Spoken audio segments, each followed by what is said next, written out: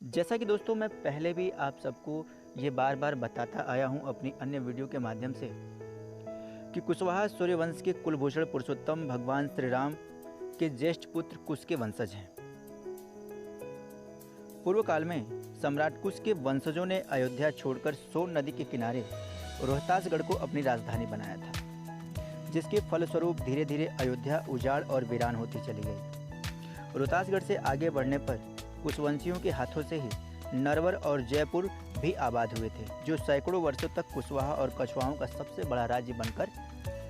अस्तित्व में रहा। यहाँ के नरेश हिज हाइजनेस श्री सवाई महाराजा धीराज की उपमा से सुशोभित श्री मानसिंह द्वितीय यहाँ के बहादुर और लोकप्रिय सम्राट के तौर पर जाने जाते हैं। अगर कछवाहा शब्द की उत्पत्ति पर विचार करें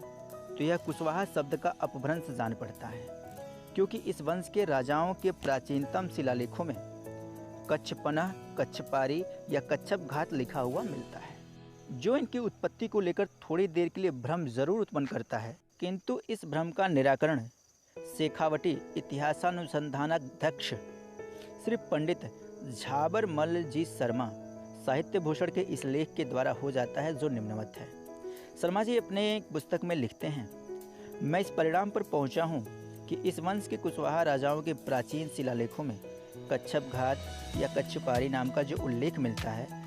वह इस वंश के द्वारा की गई किसी विजय का सूचक है, या फिर ये इस वंश के लिए प्रयुक्त की गई एक उपाधि है। जिस प्रकार विक्रमादित्य ने शकों पर विजय पाकर सकारी की उपाधि धारण की थी, उसी प्रकार इस वंश के किसी वीर ने, जिसका नाम आज अज्ञात है और इतिहास के अंधकार में कहीं छुपा हुआ है, वह कच्छपारी या कच्छप घात की उपाधि से विभूषित हुआ हो, जिसके बाद उसके वंशजों के लिए यह एक गौरवशाली विशेषण बन गया हो। तो यहाँ हमें एक चीज़ समझनी होगी कि शर्मा जी ने अपने लेख में ये स्पष्ट करने का प्रयास किया है कि कच्छप घात, कच्छपारी या कच्छपना जो शब्द कुशवाहा कछवाहा समाज के राजाओं ने अपने साथ जोड़ा है या उनके लिए प्रयुक्त किए गए हैं, वो किसी बड़ी विजय का सूचक हैं, जो इनको उपाधि के स्वरूप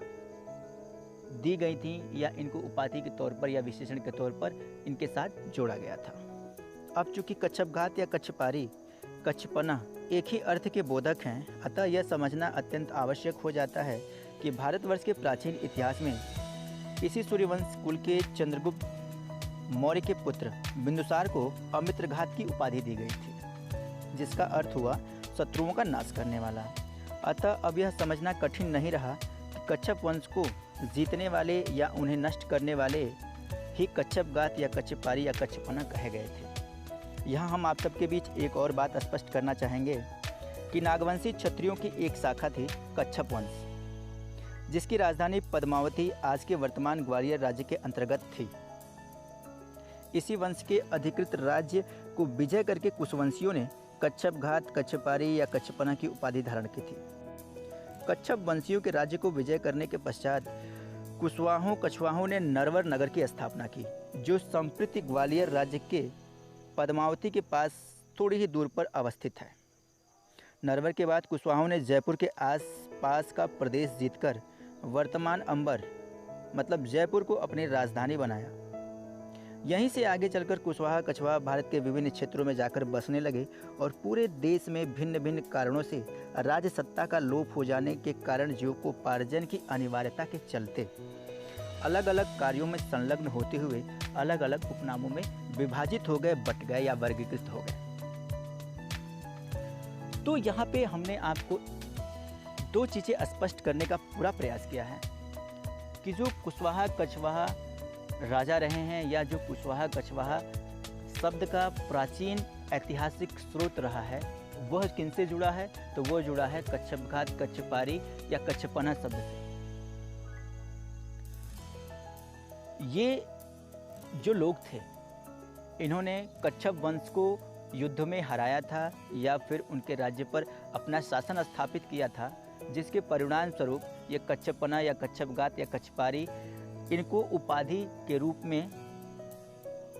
दिया हुआ एक नाम है या इनका एक विशेषण है जो इनकी वीरता को, इनकी शूरवीरता को स्पष्ट करता है। अतः ये कहना गलत नहीं होगा कि कुशवाहा कछवाहा समाज का जो पूर्ववर्ती इतिहास रहा है वो काफ़ी गौरवशाली रहा है और समृद्ध रहा है। कुशवाहा कछवाहा समाज का जो इतिहास है वो इतिहास के पन्नों में स्वर्ण अक्षरों में लिखा जा चुका है और लिखा गया है।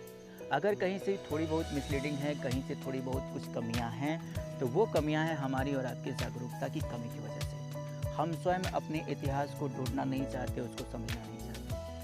अगर हम अपने इतिहास को ढूंढेंगे, अपने इतिहास को पूरा सही तरीके से समझने का प्रयास करेंगे, तो हम पुनः अपने ऐतिहासिक स्रोतों के साथ अपने आने वाले कल को अच्छी तरह से,